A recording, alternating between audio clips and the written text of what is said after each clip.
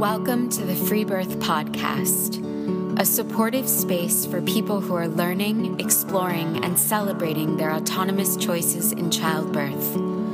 Together, we'll unpack truths, share personal stories, and claim our ability to birth freely and intuitively. Here's your host, Emily Saldea.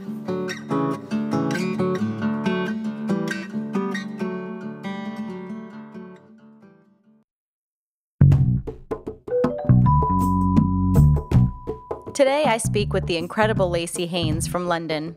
After consciously conceiving her love baby with her darling husband, she was thrilled to begin prenatal care with her OB. After a deeply underwhelming prenatal where she was treated dismissively and told she was on a conveyor belt, she switched to a midwifery program. The midwives also had very little to offer in way of individualized care, and eventually, towards the end of her pregnancy, was led to the choice to go it alone with her husband and dear friend. Lacey had a weekend-long champion of a labor and was interviewed by The Guardian on her free birth, which went viral overnight and has brought an onslaught of commentary and attention to her choices.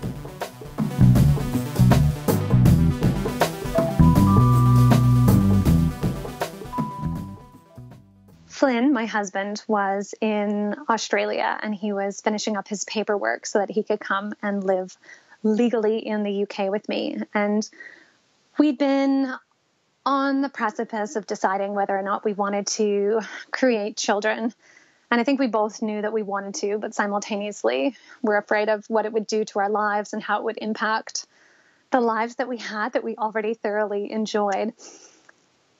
And we knew, though, that we didn't want to live a life without doing this sacred creative task, the most creative thing that you can do with another person, create life. So we decided that when he returned to London and his visa was all set, we would begin our journey into making a love baby. So that's what we called it. We said, let's make a love baby.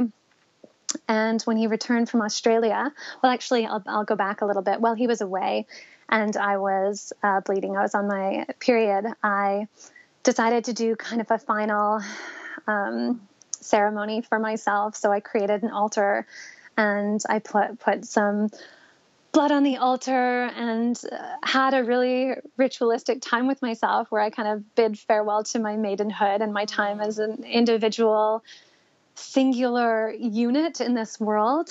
And I welcomed in the possibility to create life, to have another soul, a person choose me to be their mama, to be their guide in this world. And so I had that sort of conscious celebration on my own, which felt really important to first and foremost kind of approach myself and my independence as a woman and kind of look at how that would change and how I felt about that, and to start sort of entering the journey alone. And then when he returned, then we did it together. We started talking about what that looked like. We really thought it was important that we had the opportunity to consciously create life. So what would that look like? Like, what would that look like in terms of making love, in terms of coming together as two people? We wanted the event of sex, of making love, to be this amazing starting point, and for that to be fueled with love and intention.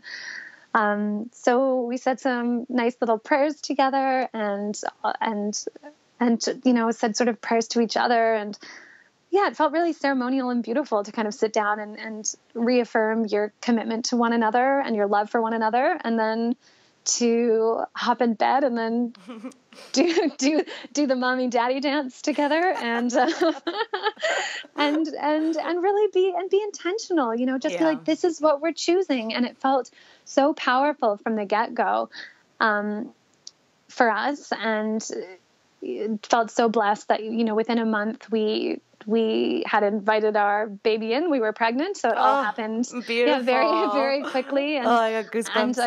And I knew the time when it happened, and I experienced the implantation feelings, and it felt like a really elevated experience, especially based on what I'd kind of seen as possible, or what I'd been taught is possible, what you see in I don't know, in the movies, or you hear conversations, and like this just felt like it was so wholly and entirely of our own volition. Yeah. And of course you can't fall pregnant just because you choose to fall pregnant. Of course, there's a certain element of mystery and biology and timing simultaneously. I felt like the belief in ourselves and the commitment to the process of being conscious and excited and inviting in the opportunity, it was really special and really powerful. And it really set the tone for the pregnancy, birth I wanted to have, and how I wanted to be as a mother and as a woman and as a wife. So yeah, it was extraordinary. And at what point, if you can pinpoint it, was there a point in your pregnancy when you started to really feel her spirit? I think that she visited me in dream form. So I just dreamt of water. And I think there was one dream in particular when I really felt this connection. There's a little baby on my back, and I was swimming through the water with her, and this communing without words. I think that was the most powerful imagery. Whenever I felt a connection to her, it would be this communion without the need to speak. So a deep understanding and connection just through experience and presence. That would be sort of, that was what we kind of found together. Beautiful. Yeah. And the water element was really extraordinary because that's, that's like the sacral chakra. That's the womb space. And then also she's a Pisces, and I thought she was going to be born in Aquarius. And then she waited for Pisces. So she's a little fish baby. And that was pretty special because I was really rushing her at the end there, but she was like, hold on. Yeah. I've got my own timing. Chill out, Mom. Yeah. Chill, Mama. Didn't you get the dream messages? Yeah. She's like, I've been telling you all along. And so what was the care like in your pregnancy? Walk me through that journey. In the very beginning, once I took a pregnancy test to confirm that we were pregnant, I was really excited about going to the doctor and sitting down and telling someone I am pregnant and having them say, good for you. Mm-hmm. This is what's going to happen. And these are your options and how exciting for you. And that did not happen. Oh, you don't say. How surprising. How surprise. I know it did not happen. We ended up at the doctor, and neither of us are, we don't really participate in the medical system unless there's dire urgency. So we had to register with a doctor first. We weren't even registered. So there was no relationship with this person. We were assigned a doctor. We went in. And I'd say that she was my age, so I'm 32, and so I would have been 31 at the time, but I'd say she was around my age, and just kind of a vacant reaction, and just really, we obviously had a lot of enthusiasm, which it almost felt like she mistook for ignorance and stupidity. It just felt condescending from the beginning. And when I asked her, okay, wonderful, like what happens from here? How do we start to explore our options? She rubbed her hands together and she smiled and she said, well, it's wonderful. You are going to hop on the conveyor belt.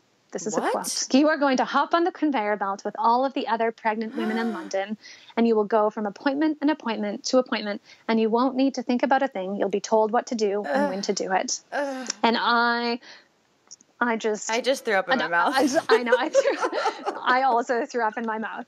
And I was just like, if there was ever a person that you should not have used the conveyor belt analogy with, it was me.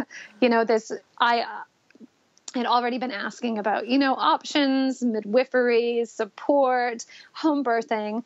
And then to throw that analogy on the table, I just I could feel a shell encasing my body. I just hardened to her. And I knew that this was not going to work. In a way, it was a blessing in disguise that she was so gross with you. It was. Yeah. I really see every time we engaged with the system and were disempowered or just completely turned off, it really was a blessing because it pushed us further and further into the true direction of what I really wanted and where we were meant to go. So after that, we got assigned to the home birth midwifery team, and that was exciting. We went and met with a midwife in a community center setting. So it wasn't a doctor or hospital setting. It was more in a kind of a preschool daycare building. And we went in and sat down with her, and she was quite lovely. And I had a list of questions for her. And she was quite responsive, but at the same time, she was very much indebted to the medical model. She, didn't have, there's no freedom. They have to abide by the regulations that are prescribed to them. And so, when I was asking some questions that, about timing and how long do you wait for this to happen? How long can you wait for this to happen? She had standards, that they had to sit with. And then I was asking her, like, what do you think about orgasmic birthing? And she hadn't heard of that, but she was open. So I kind of gave her a good grilling and asked her lots of things, and she was quite lovely. And so we were interested. I wasn't super stoked because there were, she still had to go through this 90-minute interview of asking us questions that felt so asinine and far removed. It's interesting when you start at the other doctor and it's so bad that then you're like, well, I guess it's better. So it's better. You like automatically start to like lower, your expectations. Exactly. And yeah, it's so interesting. It's like when you vote, you're like, what is the least evil out of all of these evils? Mm-hmm. So you know that it's not fully what you want, but it's better than where you started. Mm-hmm. And I wasn't really keen on the blood tests and all of these routine tests that were happening from the get-go. I think I had the original blood tests, but I refused to have the flu shot and the whooping cough shot and all of these other things that she wanted to give me. And we left there. We were like, okay, this might work. Maybe this is going to work, but still didn't feel super elated. I think I went to one more appointment with her before we moved. We moved just 15 minutes walk away, but then that put us in a whole other borough in London, which meant we had to switch entirely GPs, midwife team. We had to leave that. So I was already early into my second trimester.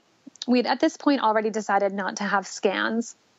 So I wasn't having any ultrasound scans, and I already had to kind of deal with the repercussions of that with the first midwife. Yeah, I was going to ask you around that. Were you ever offered your legal rights of informed consent? Never. No, I was only ever told that I was endangering myself and my baby, and there was a good chance I or my baby would die. Wow. That was the blanket statement that was used by everyone. Every time I had to reaffirm and say again and again, I'm not having scans. That would be the answer that I would be presented with. And do you want to speak at all to your choices around opting out of the routine Certainly. Scans? Definitely. I think it's really important to say that I am not against scans or ultrasound technology. In my research and in this pregnancy, in the way that I experienced my body and the growing of my baby, it felt like it wasn't a necessary step. And I think that the way that we use ultrasound technology is irresponsible. I think that we're telling people that it's safe when we don't really know that it's safe. Mm-hmm. Also, I'm not gonna say too much about like the actual technology because I'll misrepresent information and then I'll put myself into a corner. Yeah, it's okay. Yeah, but in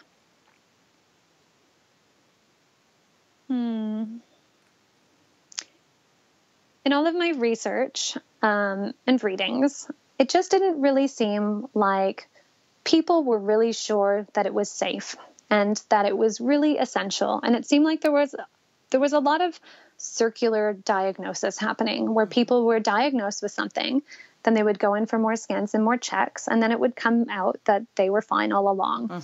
Or people would be diagnosed with, something like placenta previa early on, and in most cases it clears up by the end of the pregnancy. It seemed like there were a lot of people getting super stressed out in the end for no reason.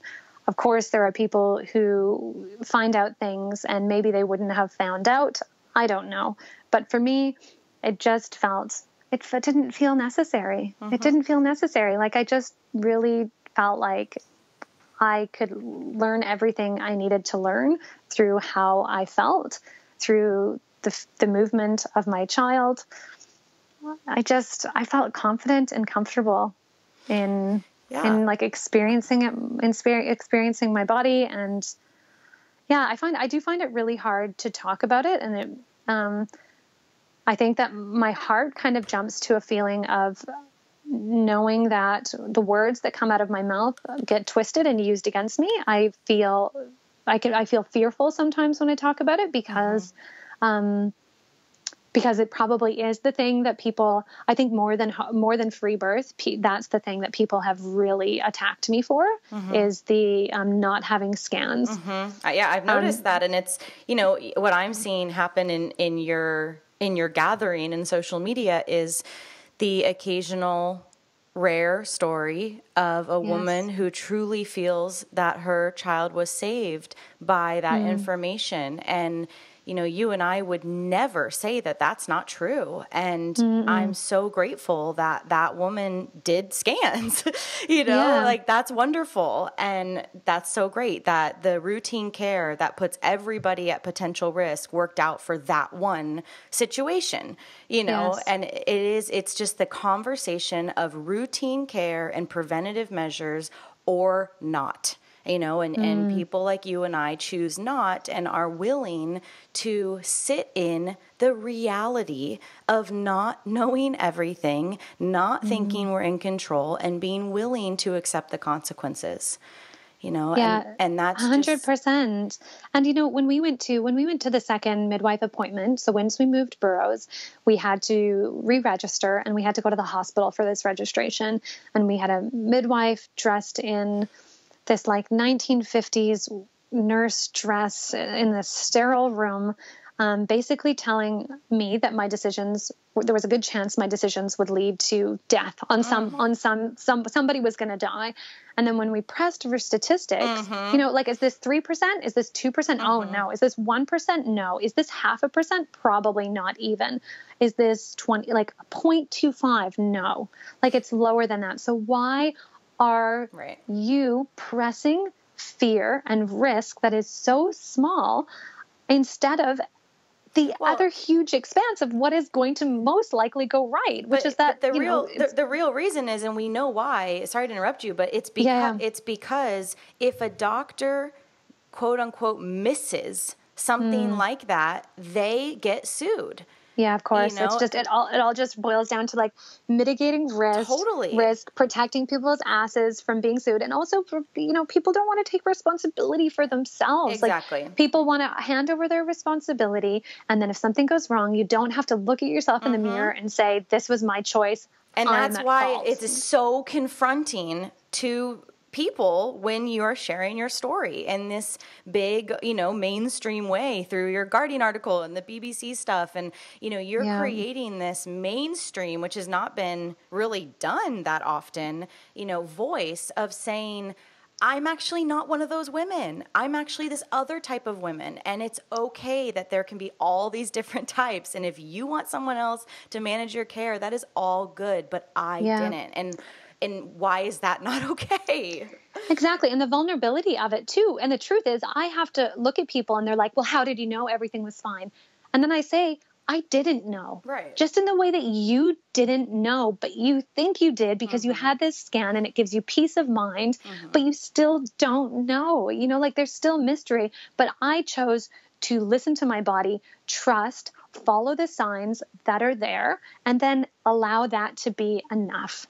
So it's like, it's funny how I can feel it in my body as soon as we start to talk about the scans, because I really do feel, it gives me like that traumatic stress feeling. Like I have to protect my decision and fight for it, even though I'm well past my decision. My decision has been made. I've had my baby.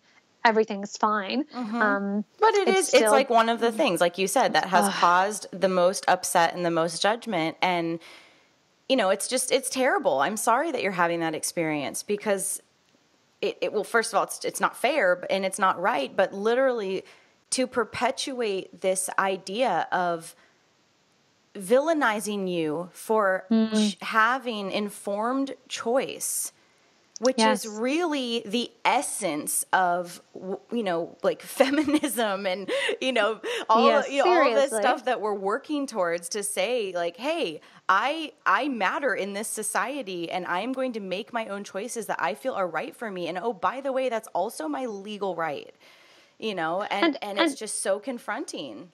It is very confronting. And also, I think there's this idea that when you make decisions like this, it's paired with ignorance. But you can bet your ass that most people that make decisions like this are thinking a lot harder, doing a lot more research, asking a lot more questions, and paying closer attention to what's truly happening. You know, I've had people feel like they need to inform me about, you know, different conditions that I could have, you know, I could have had, or this or that. I did a lot of thinking before coming to this conclusion for myself. It didn't just come out of thin air. Of course. So I think this idea that it's paired with ignorance. It's like, I have to educate this young woman because she obviously didn't think. You know, I had a hairdresser who said to me, "You're having a home birth. What happens if you need a cesarean?" And I just sat there, and he goes, "Oh my God, you didn't think of that." Ew. I know. And I was just like, I just couldn't, I almost got up. I was like, I can just rip these foils out of my hair and walk out of this place. You know, it's just this idea that you need to be informed. Really, it really is the difference of living in fear and living in trust. And people who live in fear cannot grasp what it means to live in trust. It's black and white. It can't happen. You know? For sure. And also that you have to work through fear to get to trust. And it's an active working. Like I had to sit down with myself regularly, even at the end of my pregnancy, when you're waiting for your baby to arrive, and then every day goes past and you're like, maybe it'll be today, and it doesn't happen. Maybe it'll be today. And then I think to myself, maybe I should go in for a scan, you know, like maybe this is, and then I have to say, no, Lacey, everything, you know, you have to turn back into trust. I had to keep turning back to trust and had to make it an active part of my practice. You know, like it wasn't just a cakewalk for me. It was like, it was alive, you know? So keep walking me through your journey. So you start declining the scans, you switch over to this other care group. So after I left that midwife appointment, Flynn and I left the hospital, and I said, the second I stepped into the hospital, I said, I'll never come back here ever. And after we left that appointment, I just cried. And I was like, I have to fortify myself after every one of these appointments with people who want to undermine my decisions, make me feel foolish, and try to change my mind. And I just, as I grow a child inside of my body, do not have the strength to walk out of these appointments and then have to build myself back up again and reaffirm what I know to be true. So I will not be participating in this anymore. I stayed registered with the home birth team and declined most appointments until we met one midwife. She was the head of the midwives, who basically, because we were registered with them, they took a certain amount of responsibility over us. And once I told them that we're going to free birth, but we'll stay registered with you guys, because I also wanted the opportunity to change my mind if I've never had a baby before, you know, like if it came time to it at the end, and I said, I want to have someone there, I wanted that option. So we stayed registered. And also it meant too, that if there were any issues, they would come calling. So that was like kind of a way for me to stay engaged, and to feel like I had options if I wanted to. So I just want to go back to really quick the actual decision to free birth, because, I think for 99.999% of people, they would have just dealt with not loving their midwifery group or tried to find another one. Where did that, do you even remember like the moment that thought occurred to you of, wait a minute, we could actually not have anybody with us at all? I remember it happening like climbing stairs over a long period of time. And I'd go to Flynn and be like, well, maybe I'll catch the baby in my own hands. And he'd be like, yeah, okay, cool. And then I'd sit with that for a while, and I'd say, oh, well, maybe we won't even have the midwife in the room. Mm-hmm. He'd be like, okay, cool. Okay, yeah. And then he'd sit with it, and then he'd be like, I think that makes sense. And then I'd come back and I'd be like, maybe we just won't have them in the apartment at all. Just trying on these ideas. And he had to he sat with that for a while. And he's so positive. And I think you need to have your partner or whoever is going to be in attendance on side with you, because to battle the person that's closest to you would have made it impossible. And he was like, if anyone can do this, Lacey, you can do this, and we can do this. Let's do this. So having that support and really helped to validate that decision. And I don't remember exactly when it happened, but it happened like that. It was like trying on my power and then being like, I like this. Yes. Stepping deeper into the center of it until I arrived at this possibility. It's beautiful. And how did the midwives respond when you told them your intentions? Well, we had this other midwife come to our apartment. So after we had this hospital registration session, they come to your house. So we said, okay, maybe it'll be better when they come to our house. So we had this woman come to our house, and it was awful. She didn't even look at Flynn. She was just going through her binder, asking questions. And because I know it was so unfortunate. And just that this is what most women get. I mean, that's just the part that just like, for you, that's awesome. You went and had a free birth and found all this power, but most people don't. They have to sit with and this woman who is just not even making eye contact, and you're elated. You want people to celebrate the fact, and then it gives you permission to celebrate that you are carrying life. You are the carrier of the human race. You're this powerful, it's kind of a big deal, goddess. Like, it's huge, and it just gets so diminished. And so Flynn started asking her questions. And he was like, what made you want to become a midwife? Because he really was not getting from her. And she was like, I tried to become a physiotherapist for 3 years, but I didn't get into the program. So my mom suggested I become a midwife. Oh my God. And Flynn was just like, oh my God. A lot of midwives, that is not their case. Right. Like, they're way into it. They're passionate, but she was not. And we were just, oh my God, it was ghastly. And she said to me, because I hadn't had scans, I'd refused scans, as they continue to say, you're refusing scans. Yeah, you naughty girl. Yeah, so bad. She said, I needed a form filled out to say that I was pregnant for some application government thing, and for maternity pay. And she said, I guess I can fill it out for you, but because you haven't had any scans, we don't really even know that you're pregnant. And I was like, dude, if you can't palpate this body and figure out that I am pregnant and look at me and see that I have the body of a pregnant woman, then you should not be in this profession. Oh my God. So it was just, not to mention like maybe a fetoscope to hear a heartbeat. Like, I was also, she just like, oh my gosh, sorry, just even recounting it, it's baffling. Well, and that's where it just gets so interesting, that the scans and why they're so triggering is we have put so much faith in the technocratic model as a human race that the scan is what proves pregnancy to the provider. That's insane. It is. There's a wonderful quote in Sarah J. Buckley's book, Gentle Birth, Gentle Mothering. And I forget who has the quote. It's not her, but it says, we don't believe anything unless we see it on TV. And it's just this, it's like, unless you see that baby on the screen, I do not know that you are pregnant. So that's what you should tell people. You should say, I didn't need to see them on the TV because I could see inside, and just really confuse everybody. Just like, I can see deep. If there was, if we're meant to look in there, there would be a window, So anyway, she left, and we were just like, basically were just nail like, in the coffin. we cleansed our space. I think we were like, open the windows and we were like, oh, get that out of here. Wow. And then I had maybe 2 visits after that. So that was early on in my second trimester. So after that, we met the actual head of the midwife team. She was quite lovely. She was more of a pillar. She didn't encourage us, but she didn't dissuade us. She just was like, you do you. If you want help, I am here.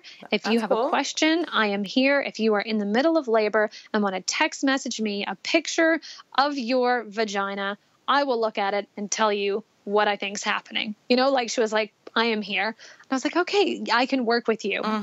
You are great. I like what you're putting down.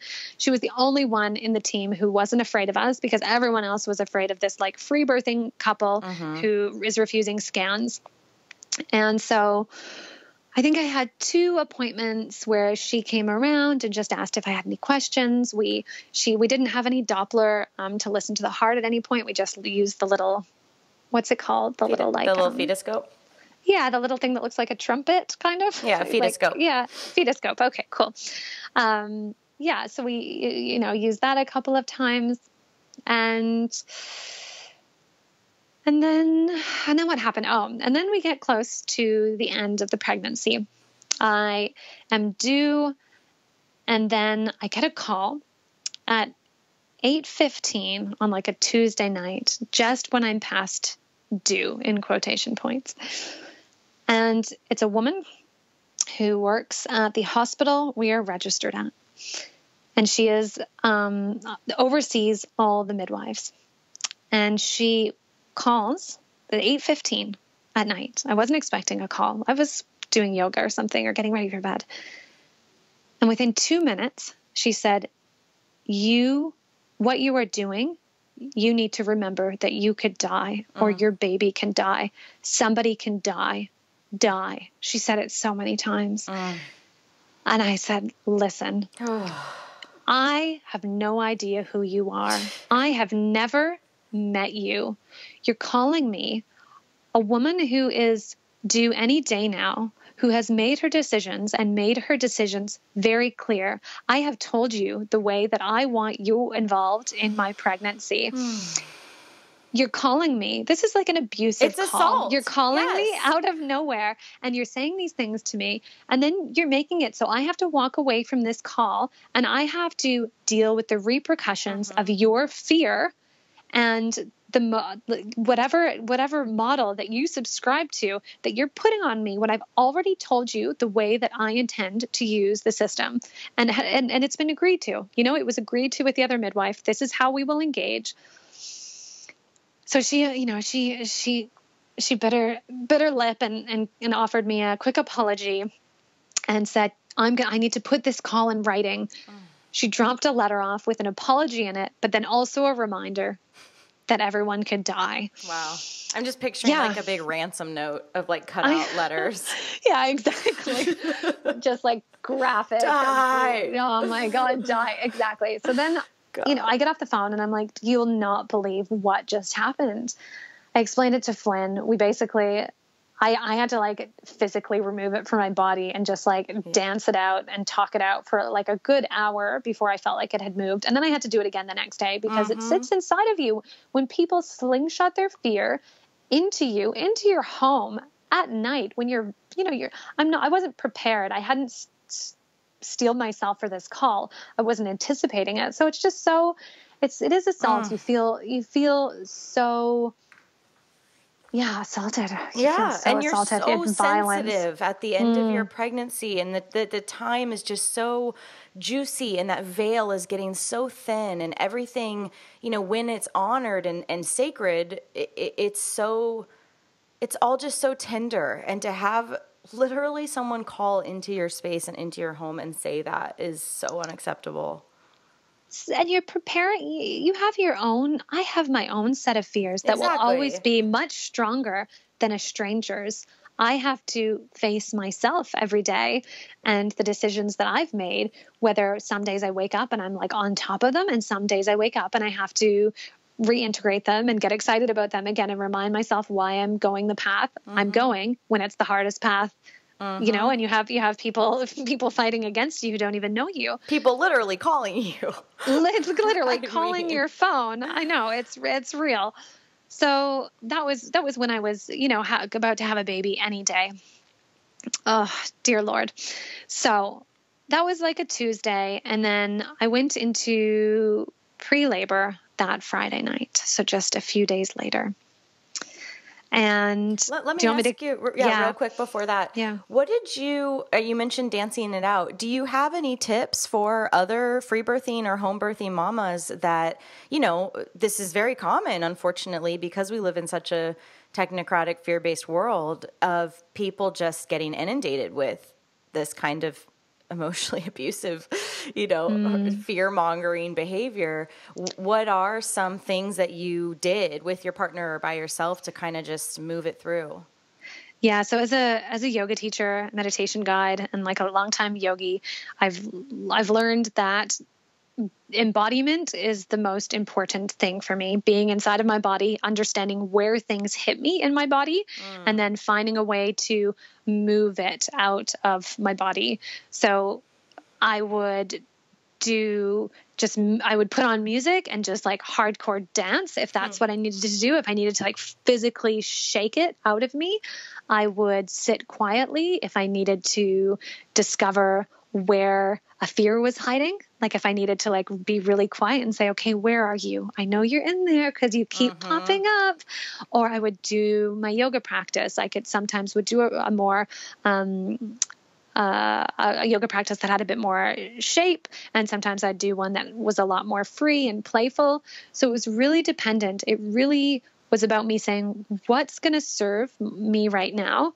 How am I going to explore what I'm feeling? If it was something that needed to move out of me, or is it something I need to amplify?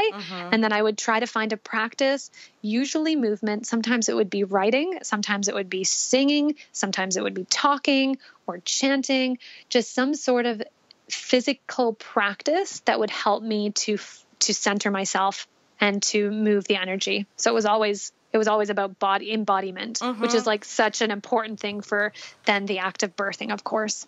And that's the thing, for anyone listening who's dealing with this, just move it, name it, notice it, don't let it fester, move it in whatever way makes sense for you. If you're into yoga, I mean, anybody can dance, anybody can scream into a pillow, anybody can go for a walk, whatever it is, just really identify like that's not mine and I don't want to keep this in my space.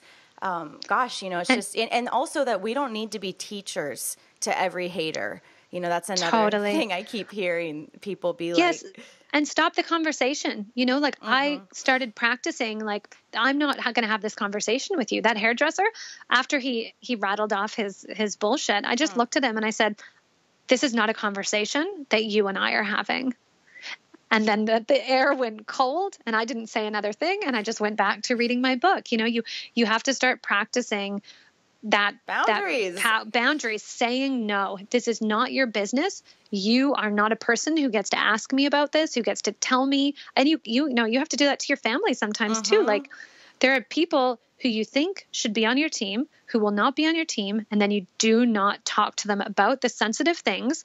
You talk to people who bolster you up. And if that's two people in your life, if that's one person, if that means hiring someone to be that person for you, you find the people who can be on your team, because there's no point in trying to convince people that's not what you want to be doing when you're pregnant. You need to use your energy for yourself. It's so draining. It's so draining. And so that's why I also didn't talk publicly about my decisions. I did maybe once or twice while I was pregnant, and then I just didn't again. I didn't talk publicly to my online community because I didn't have the capacity to defend myself. There was no part of me, and I didn't want to leach any energy into feeling that I was being called out for my decisions. And I just didn't. Did you know any before? And then we need to get into your birth story. But did you know anybody who had ever birthed unassisted? No. Okay. And I didn't know anyone who had not had scans either.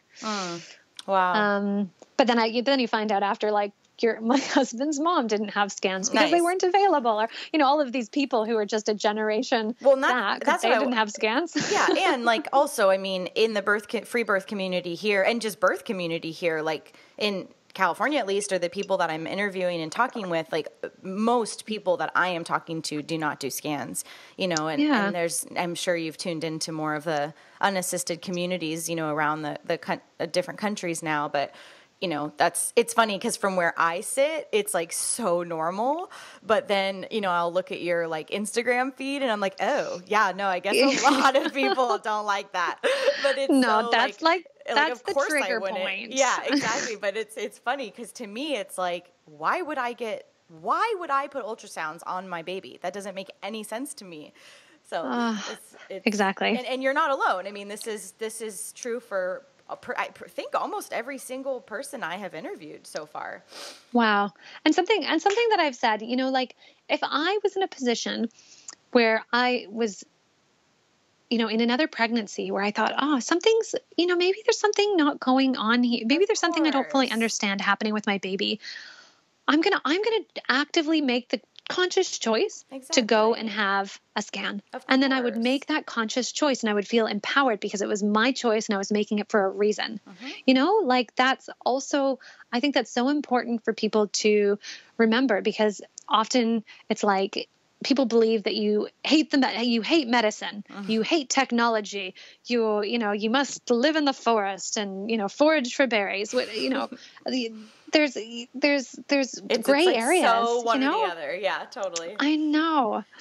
So, yes. Yeah, absolutely. I mean, and that really is actually how obstetrical care is meant to be. It's meant to be for high risk, you know, situations. And really the utopian dynamic would be, you know, for women to take more responsibility for their own care and use the obstetrical model if they felt like something was outside the range of normal. Obviously, we know the problem is that most women are walking around socialized to not trust themselves and to not have any idea about birth or what is normal. And so, you know, that breeds all of the fear. So, of course, and when scans first started, they weren't being used for everyone. Like it was like it was for high risk or for people who needed it. And a lot of this stuff. Same with continuous monitoring. I mean, a lot of this stuff.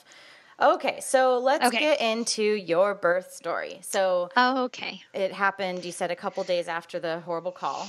Yeah. So I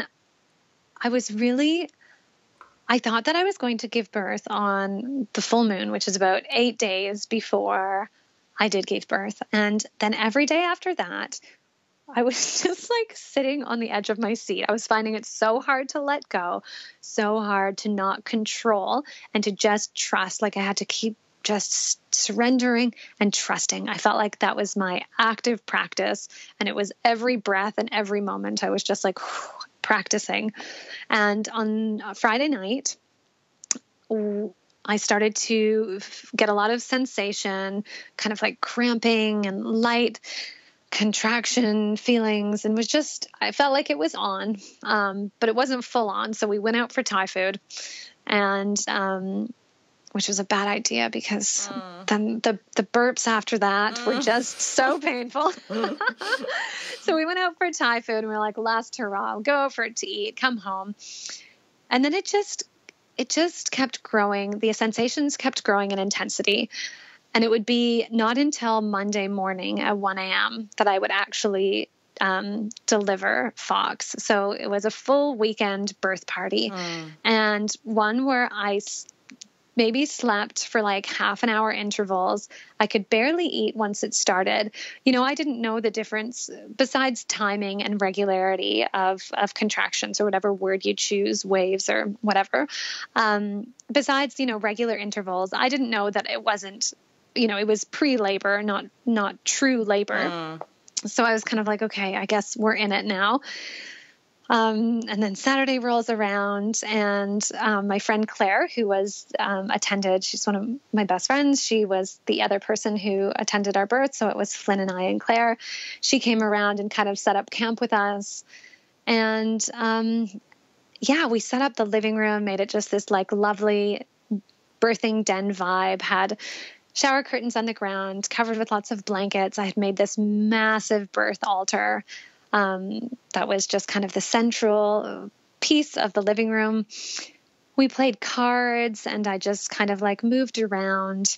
I called my mom and told her that it, had started, but not to expect anything. I didn't kind of know where I was, but that I would, be in touch once things developed. But I didn't really want anyone waiting on me. I didn't want anyone's expectant energy, wondering when the baby was going to come. I just kind of wanted to pull back. So I don't know, maybe Flynn told his parents, but then we, didn't tell anyone else. Then just spent the weekend kind of rolling around, listening to some music, dancing a bit, trying to get my body comfortable. Flynn and I, did some making out and had some sexy times kind of on the Saturday, thinking that it would, bring on the labor. And also it was just really nice to connect. Mm-hmm. And then Sunday rolled around and things were growing in intensity, but still I didn't kind of know where I was standing. Had you slept at all? No. And that was the thing. Like I really wasn't getting any sleep. And Flynn and Claire were just kind of tag teaming and going and taking naps and switching in and out. And I was having a really hard time eating. Besides the dinner that I ate on Friday night, I did not eat really anything. Maybe a bit of rice. How frequent were your waves throughout the weekend? They were kind of like every 10 minutes once the Friday night happened. And then they started to get a little bit closer together on the Saturday night, and then they separated again, and then they started to come closer together on the Sunday.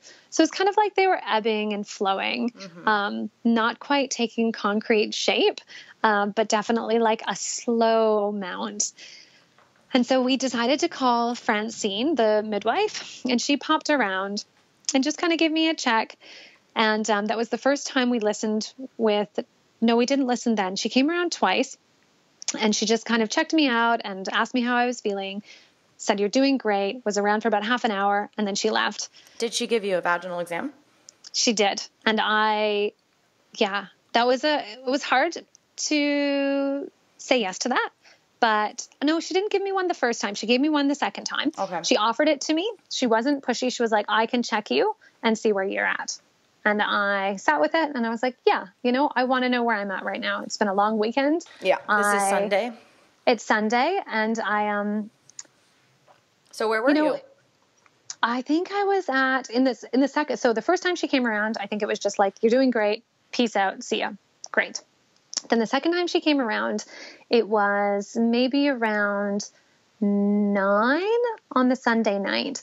And that's when she listened with, I think, Doppler, and that was the first time I heard the baby's heart, which was it was really lovely, because Flynn had been listening. Flynn got really good at listening with just his ear in the last trimester, so just really moving around and finding her and listening, and so he'd heard her, but I hadn't heard her, and it was really lovely. And I had a vaginal exam, really brief, but she was like, "You're at about 4.5 or 5. You're doing great. Keep going." And there were probably 2 moments over the whole weekend where I just had a moment where I was like, can I keep doing this? This is a huge experience. Can I keep doing this? And I knew inside of me that the answer was yes, but I also needed to ask the question out loud to myself, and just to have Claire and Flynn just kind of look at me and be like, "Yes, you can." And then to be like, "Yes, I can." And we decided, we had a couple of meetings before, the 3 of us, and I was like, I'm going to be water and you guys are going to be rocks. And I just want to crash around you guys if I need to. I'll flow around you if I need to, and you guys just be rocks. And they were. They held the space. They just held the space so well. They were never observant. They were always just witnessing. They, it was just, that was such an important and integral part, to have people be the way that you want them to be flexible, to leave, to get you things, to touch you, to not touch you. That was, to be able to call the shots and to not have people who ever feel offended or ever feel as if it has anything to do with them. So they very much understood their roles. And so Francine gave me the exam. She said, "You're doing great." And my water hadn't broke at that point still. She said, go give a try on the stairs. Cause every time I left the room that we had been in, I was going into really huge shiver shock. I would just start shaking kind of really violently. partly due to the cold, but partly just as a physiological reaction to what was happening as I was like getting closer to giving birth. So I had to bundle myself up in like every single blanket and go walk this, just like get a bit of movement, get out of this room and walk the stairs. And that felt really good. It felt really good to just get up and be mobile and to like kind of drop down a little bit more, because I'd been trying to just like, I'd been on my side. I was trying to rest, but it was just so uncomfortable. So I walked the stairs and then I went into the bathroom. I shut the door and I was like, you know what? I'm going to have a shower. I'm going to wash my hair. I am going to get myself cleaned up and just feel good. So I went in the shower, and then my water broke as I got out of the shower, and it was just really satisfying to have that happen. And then I went and I blow dried my bangs and did my hair. I just was like, you know what? This weekend's been too long. I just need to like have some normalcy. So I just like went and stood, and Flynn and Claire like, are you doing your hair? And I was like, dudes, I am doing my hair. So I like stood out in the hallway. You're like, I just need something. I was like, I just need to do something that feels like not connected to this experience, like just feels like normal, whatever. Did my hair, went back in. Then my like waves were just banging right up against each other. It got so intense. And then I was just like, I have to go in the bathroom. I just have to be in the bathroom. It's the smallest space in the house. Francine was long gone by now. Claire was, I think, asleep in the kitchen. And Flynn and I went in the bathroom, dimmed the lights. I sat on the toilet wide-legged, and I was like, just this feeling of being wrung out, feeling like there are hands wrapped around your body and there's no pushing.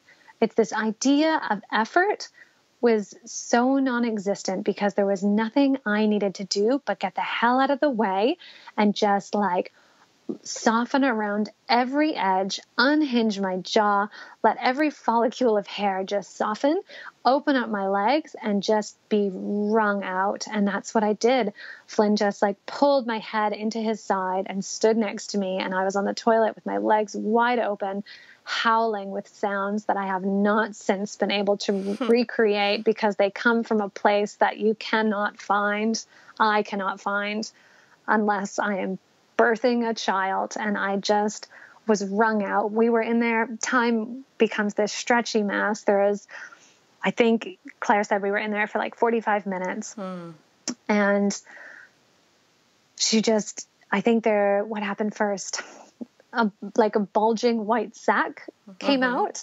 And Flynn was like, but I don't remember reading about that. It's like there's an alien emerging. It's like, I'm not sure what that is. So he's like, hey, Claire, will you just grab the phone for me? And he just took a quick picture and he just sent it to Francine. And this was in like a 1-minute window, like in between my contractions. And Francine was like, all good, keep going. And he was like, perfect, threw the phone out of the bathroom. And then, yeah, just they were probably, I know it was so funny because I was like, I'm good. Take the picture. And I was like, and he was like, okay, texting. And I was like, I'm going in, threw the phone out, back in. And, it was just, and then in between, he was just like telling me stories and saying the most wonderful things. It was just like this dreamland. And he'd tell me stories of India, or he'd tell me stories of our baby, or just these wonderful things that he was, obviously channeling and just feeling called to say to me. And they were just so beautiful. And then I could really feel her head coming down, and I stood up and Flynn was like, I have a head in my hands. I was like, I have a head in my hands. He was like, it's a baby. He was like, it's a baby. Like there's something about it that you just don't even realize that there is a real person. And then it's there and you're like, it's a person. And I stood up and he held her head and she just came right out like this slippery little fish. And I caught her body in between the 4 hands. And she was so hard to hold. She was so slippery. And I just sat down and laid her on my thighs. My cord was really short, so I couldn't kind of lift her right to me. And she was determined to try and slip through my thighs. So we were trying to get a hold on her, and her little mouth opened and her little tongue when her just howling this like full on cry, telling this story, like, I am here. This was my journey. And that was such a big part of it for us. It was like, we can trust ourselves, but the most important thing is like, we trust her. Like this is her journey. This is her life. We get out of the way so that she can start this life on her terms. This is hers. And she just opened her mouth and was like, I am here. I have done this. And I really felt just like reverence for her, because she just went through the biggest journey of her life. And we did everything that we could to make that journey safe and full of love and full of trust, so that she would enter her life knowing that her parents trusted her, that she could be trusted to do things the way that they felt right for her, And so she's laying on my thighs, and I'm trying to like lift her to my boob, but the cord's quite short. And I just like snapped from this exhausted, like Mr. Burns, like hunched over character who was like depleted of every, I was like so pale and exhausted after like 2.5 days of this, to just this engorged boobs, standing up, warrior woman. I was like, Flynn, get towels. Claire, who was on the outside of the door, just like listening. I was like, Claire, get this, do this, standing up, blood dripping out from between my thighs, this cord attached to her. And I was standing up, and I managed to lift her and kind of hunker down and put her to my chest, and just felt so powerful. I felt so powerful. And like I was the commander of this experience, like as much as I could have been, and I just felt so good. I felt so, it was extraordinary. So we were in the bathroom for a while, probably for, I think Claire said about 2 hours. So Claire is really the keeper of this story, because she, I've had to really turn to her to find out what happened. And so we wanted to wait for the placenta to be born before we cut the cord.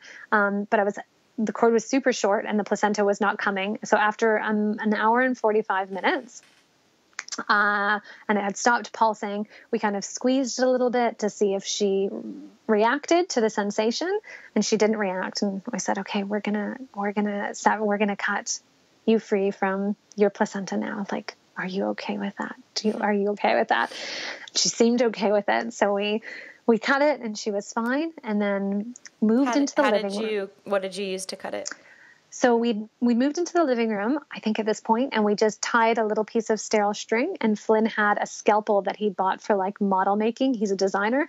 So I had sterilized that and just gave it a swift little cut. And it was much less of a deal than I thought it was going to be, because we'd kind of been like, maybe we'll do Lotus, and have her stay attached. And, it was fine in the end. It was much simpler and less traumatic than I thought it was going to be for all of us. And, at this point, had I been in the hospital, they would have induced delivery of the placenta, because I was at like 2 hours. It still wasn't coming.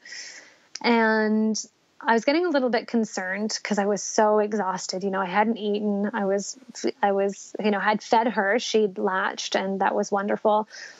But I hadn't felt like any stirring of the placenta. And so I was like, oh, what's going to happen? Like, no, Lacey, like it's going to be fine.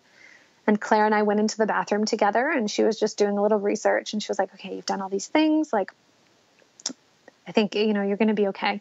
It's going to come. And it still didn't come. She went home. This was like 4 a.m, and I went into the living room, and Flynn was there with Fox. And I was like, the placenta's not coming. And he just looked at me, and he was like, Lacey, go deliver that placenta. And I just went in the bathroom, and I was like, body, it is time. Placenta, you are coming. And within 1 minute, it just like it arrived into my vagina. I reached in, I pulled it out, I put it in a bucket and put it in the fridge. And it was great. It was just like another instance of needing to just like take a pause, be by yourself. Like, as soon as I was by myself in the bathroom, as soon as it was quiet, and as soon as I really just turned into my body, it happened. Like, it was just further another example of like intimacy, being alone, being focused, knowing what you want, asking for it, and then it happening. Yeah, so then we went back into the living room. Claire had made us this extraordinary post-birth, like fried ginger rice meal. Baby was all bundled up. And then she wasn't bundled up. She was on Flynn. She was skin on skin with Flynn, and they were all wrapped in blankets. And then I came back and had her on me, and we were just kind of like holding her and cuddling her and eating and hung out for a while. I think we called our families, and then we were like, I guess we should go to bed now. I guess this is probably a good idea to go to sleep.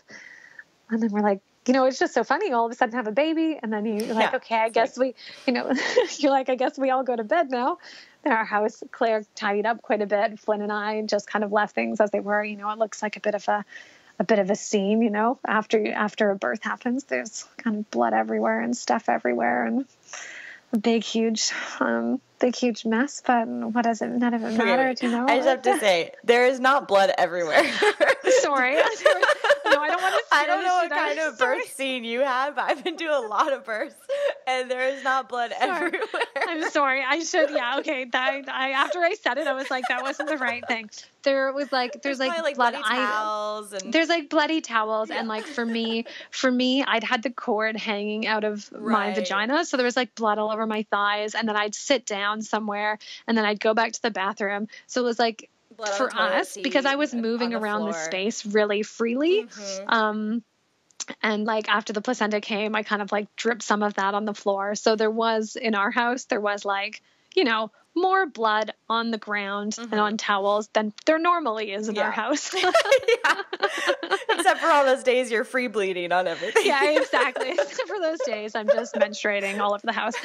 Like a cat. No, it wasn't a murder scene. It was quite palatable. I take it back. There was, not like just blood everywhere.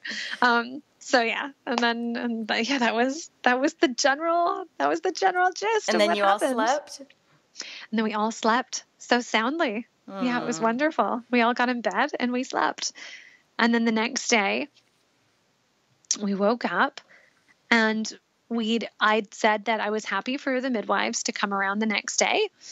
And they did come around. 2 midwives came around, and they were lovely. It was so funny because we hadn't met these midwives, and it was such a blessing that we had this really crap midwife come around who Flynn had asked these questions to, because had these really nice ones come around, we might not have free birth. So these really lovely midwives came around.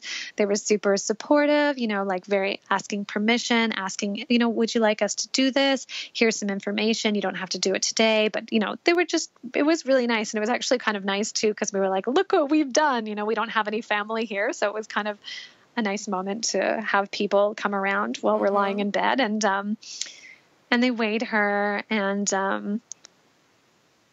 what else did they do? It was funny too, because they'd heard about us, and one of the midwives was, I think she was kind of surprised. The dissenters. Yeah, I know. I think she was really surprised at how normal we were. Like, I think she was really expecting us to be strange,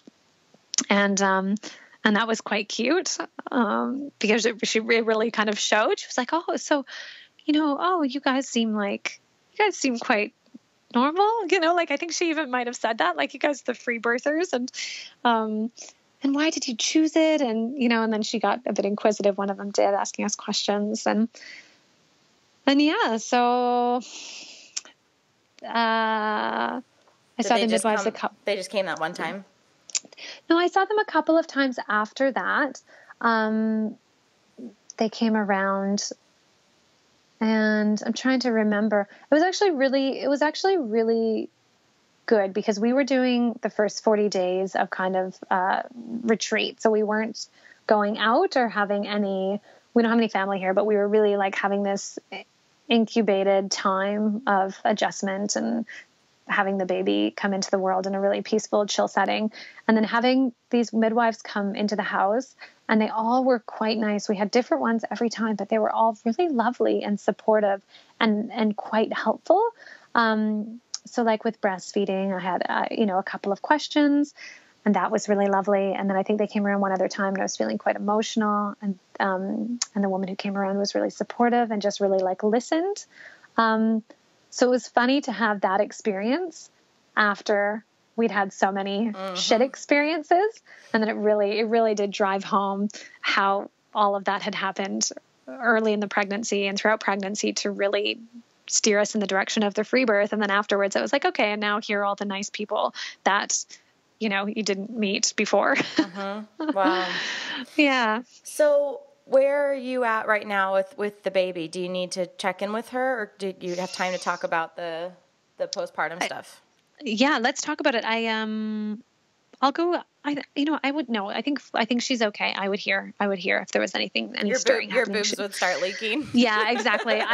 My boobs would just inflate. I think we have some time. Okay, cool. Okay, so let's keep talking about your postpartum, because this is where it gets even more interesting. Birth is the easiest part. Yeah. You really realize that once you have a human to look after 24/7. It's such a funny joke nature plays on you, because they're like, hey, have a pregnancy for 9 months. Hey, give birth to a baby.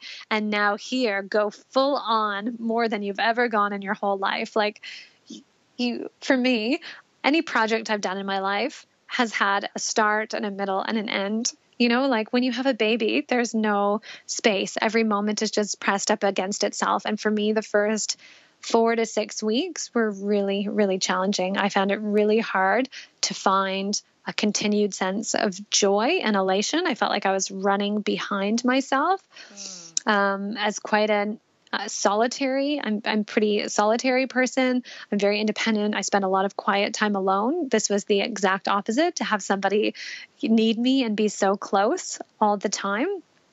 On the same hand, I felt such deep love, reverence, and happiness and joy at the presence of this new being, my child, my daughter.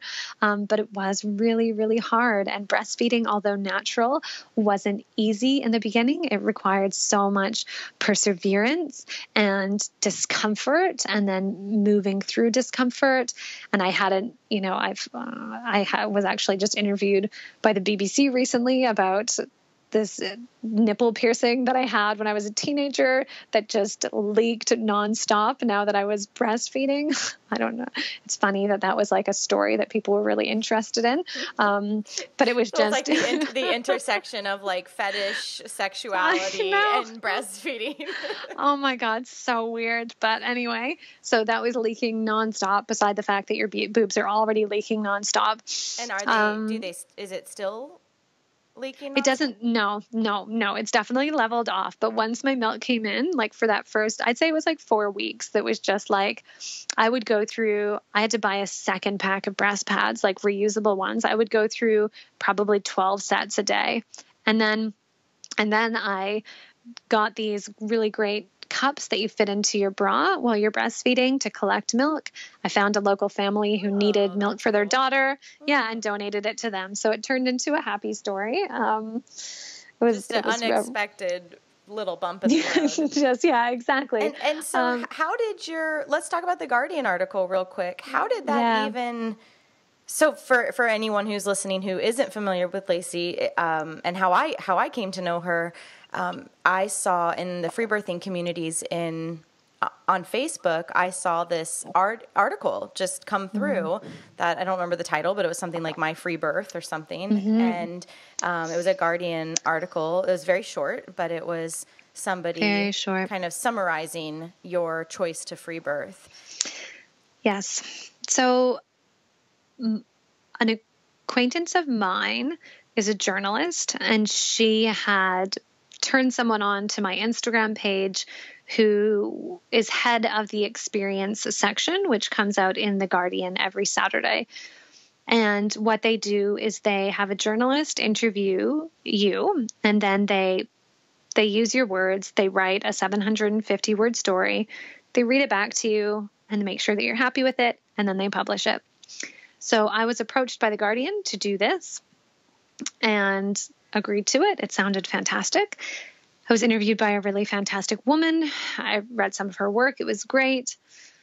When it came time to have my article read back to me, I was basically happy with it. There were some parts that I wasn't happy with, but I allowed myself to be convinced that they were fine. even though I was kind of like, oh, I don't know if that conveys or that comes across. And then I was like, yes, we all agree this does come across. It had been through 2 editors at this point, plus the journalist. So it's like, okay, I'm going to trust that that's that you guys think that's fine. They wanted to tailor the story to make it so that it was kind of bite-sized. It could be read, minimal questions, and kind of give the whole story in 750 words, which is very difficult. Yeah. And really, in the end, after it came out, I really realized that I did feel misrepresented, because when you have to summarize someone, I might say something like, I'm a yoga teacher and a meditation guide, and have spent a lot of time doing those practices. They've helped me to really understand who I am, and that assisted me to then free birth. That gets summarized to, I'm a yoga teacher, and so free birthing makes sense, or something. It doesn't. You can't compact these ideas without sounding like an asshole. So in the end, I was happy that the story went out there and that it reached people, and a lot of people had a lot of positive responses to it, and there was a lot of negativity. I tried to stay away from the negativity. I didn't read the comments. I think the majority of them were negative, and then they closed the comment section. Right, I saw that. Because how it far was, postpartum were you when the Guardian came out? I think that was probably about 2 months. Okay. Yeah. So I really had to steel myself after that. I went offline for about a week. I got mastitis, which I believe was stress-based. I got sick. It was overwhelming. I consider myself a very strong person in the face of criticism. But when you feel slightly misrepresented and it's not in your own voice, and then you're receiving criticism, it can be quite challenging to palate. So it was, although there was a lot of positivity, there was a lot of negativity. And I didn't go online because I also didn't know what I would receive, like what direct messages had come my way. I was receiving private messages that were abusive from people, a lot of comments that were positive, a lot of comments that were abusive. And, so it was, I'm happy that it happened. I would do it differently, but then it wouldn't have happened had it been done differently, because this is how this piece is done. So it's just the way that it happened. But since then, that night after it came out, I was on BBC Radio, and then because of that article. Yeah.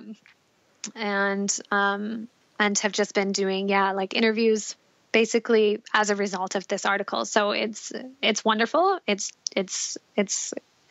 been good in a lot of ways. But as you and I know, sitting down for an hour and a half to chat, that scratches the surface of what a birth story is. It can't be summarized. Of course, all it really did is ruffle feathers, really, without giving. Although to the haters, I don't think a personal 4-page, or a book would have changed anything, Probably not.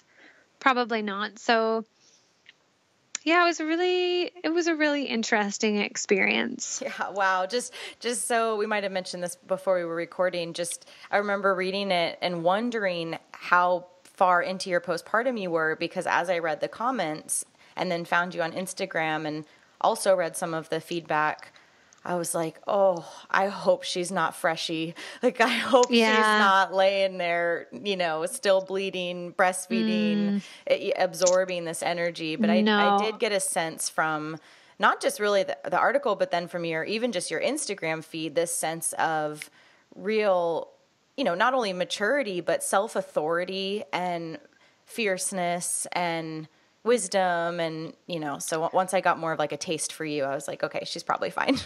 Yeah. And I had, I have a good net of people protecting me as well. I've written things in the past where I've read the comments and it's been to my detriment. So I know at this stage in my life that is not something that I ever need to do. If you put something out in the world, Glennon Melton Doyle says that when she writes things, she doesn't babysit them. She walks away and she moves on to the next thing. So it's not your job to babysit your creations unless, they're your children, then you have to look after them. But I really felt that. I was like, you know what, Lacey, this is the start of what you're doing, because I really have been, moving into this kind of work. And I was like, this is what you wanted. I did want to be talking publicly about this, not just free birth, but also this idea of like radicalizing motherhood, which has really been like the premise of like my last 2 years. So it's good, it's good to have to, and for you, you're starting to get criticism as well. And that's what happens when you're doing things that are important and when they push against what is normative. Yeah. So, I mean, I think about Sheryl Sandberg, from Facebook, and, she's, or Hillary Clinton, all these people who, big voices, and the bigger the woman and the bigger the voice, the more haters there are. And that's just the weird balance that we have on this planet at this time. And so, like you said, I mean, it's almost validating to have the haters, because it means that our voice is going, we're out of the echo chamber. Totally. We're out of the echo chamber if we're getting feedback from all different types of people with all different types of ways of living and belief. And it really is just on us to hold strong and be true, which I don't think is hard for either of us. And have our energetic and very real boundaries, and just stay as loud as we possibly can, because the world needs to share these stories. And, so many people are resonating with your message, so many, like, beyond what you could even know. Right. And that's what's so beautiful about the internet.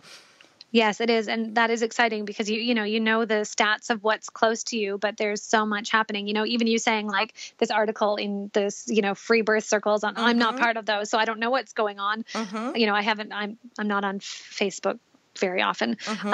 So just to hear you say that, it's like, oh yeah, there's so much beyond what you know and how it's impacting. And the media is not covering free birth, so that's why it was really exciting, I think, in these groups that The Guardian posted an article about this cool chick in London who just randomly chose to have a free birth, or not random. I mean, it was very intentional, but that is just like, oh yeah, cool. This is happening everywhere. And this actually is interesting enough to some journalists or to some publications that it gets some media attention, which is exciting, because all of us are working hard to normalize this and talk about it and validate women, in these choices. And so, you obviously play a big part in that. And it's exciting too, because, the amount of people who read that article, and the amount of attention that it received really does show that there is a huge audience for this information, whether it's negative or not, and whether it, whatever dialogue it sparks, but it is validating. You're like, oh yeah, this is important. Yeah. This is essential. And if people are getting really pissed off, good. Right. Wow. Like let's do this. Like, and you said have boundaries. Like this, for me, it's like, I wrote a post right afterwards, and I was like, these are my boundaries, and this is what I will and won't do. And this is who I will talk to, and this is who I won't talk to. So like, if you're going to rock up to my Instagram page and take umbrage with me and say shit to me, like, go for it. But I'm not going to respond to you unless you're respectful, because I'll respect you in return. So it's also just like, if people want to really talk about it and they want to engage, then they will. And if they want to just be dicks, then they will. And it's not my job. It's not my job to convince those people, but I'm happy to have a chat if you want to be an adult, Totally. So it's also like really like helps me remember like, okay, this is what I'm willing to do and this is what I'm not willing to do. Absolutely. And there's, of course, just like with religious beliefs, just like with, parenting choices, there is a way to say, wow, I'm really triggered by your choice not to get scans because I really believe in that model and think that it saved my baby. Gosh, that's so interesting that we can exist in the same way, in the same place, and make these different choices. Like, those are conversations, if only that we could start to bridge, because there is like, we are we are women, we are mothers, we are in this sisterhood, and we want to support each other. And it's just, it's beyond infuriating and heartbreaking that we have been socialized to be so competitive and feel so less than, and so triggered and confronted by you making a autonomous, self-authoritative, intuitive decision, and that somehow is hurting somebody else's or threatening somebody else's way of life, when that's not at all what you're actually doing. Yes. And the way that you just framed that way of communicating, taking responsibility for the way that you feel. I mean, this just boils back to the whole decision behind free birthing. It's taking responsibility. And so to come at somebody who's made these decisions and to not even be able to take responsibility for your own feelings, I mean, it just pinpoints such a deep need in our society to effectively communicate not only with each other, but with ourselves, like to really evaluate, like, why do I get upset? And instead of reacting, can I just sit with this and see where it's coming from? And for me, this turns back into this idea of embodiment. Like, where is this coming from inside of me? Why am I reacting in this way?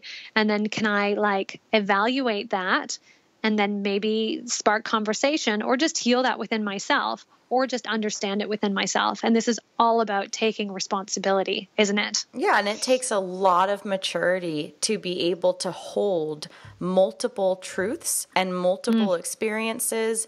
And, that one woman can say, I feel really okay with my C-section, and I also support your choice to free birth, and my baby was threatened in my birth, but I can comprehend that you also can make your own decisions. It's just, it takes so much maturity, and we already know that the internet's an easy place for trolls and haters. And, it's been really, appalling to see, quite frankly, some of the attacks that I've seen on your page, but I think you're navigating it really gracefully. And I love how, just your voice is so fierce and so clear and so joyous and so goofy and bright. And, I think people are really resonating with it. And with that, I wanted to just end with you letting the listeners know how they can find you. And I saw recently that you had a post about offering consultations and guidance around some of this stuff. So why don't you just close with speaking a little bit of what your offerings are? You can find me at Very Lacey on Instagram, where I share insights into my life, into my pregnancy, into the postpartum days, breastfeeding, motherhood, and this idea of radicalizing motherhood, which really is the cornerstone of this journey for me. So I really, as I started to become a mom, I needed to know that I had to heal my relationship to this role because I didn't value it. So I really entered into this huge evaluation of what it meant to be a mother and what it meant to be a mother for me, and how I could take on this sacred, amazing task and do it with full reverence for the role. And with that, I have realized how important it is for other women to explore that within themselves. So I'm offering one-on-one pregnancy guidance. I'm trained as a yoga lifestyle coach and a conscious birthing coach. So it's kind of fusing together all of these different offerings and helping to guide people on their journey. And it's not about a certain modality. So for me, it's not about saying you must free birth, you must do that. It's not about advice. It's more about holding the space and then helping you to find your truth, what you truly want, and then fortifying yourself so that you can feel really good about making decisions that are right for you. So that's what I'm offering right now. And I've also been writing a book about all of this. So I've pitched that to some publishers. So maybe it'll be out in the next year, hopefully. And that can be another podcast. Beautiful. Cool. And so people can find you at your website if they are interested in the sessions. Yeah, exactly. Okay, awesome. We'll follow her at Very Lacey. It's a really fun feed. And yeah, just thank you so much. I adore you and so appreciate your voice and your energy. And it's stories like these that, other women need to hear. Thank you. And I feel like I found such a friend in you, and you have been so wonderful on my Instagram feed, because sometimes I can just not bear to engage, but never fear, you are there to engage on my behalf. And I'm just like, oh, thank God. It's just so satisfying. And you're can't help myself. You're so good. You have so much knowledge. You're so smart. It doesn't, it's not like you're just waffling in from nowhere, like you have attended births, what you are talking about. So it's just so nice to have you rock up with all of your wisdom, all of your compassion, but then also your ferocity. It's just like huge satisfaction. I love you for it. Thank you so much. Yeah. Ain't nobody got time for the bullshit. Nah, girl, we ain't got no time for it. All right, girlfriend. Thank you. Yeah. Thank you. I want to hear from you. If you have a question, comment, story to share, or an episode idea, find me on freebirthsociety.com and send me a message. Also, reviews on iTunes are awesome. It helps spread the podcast to more listeners. Let's build and connect this community.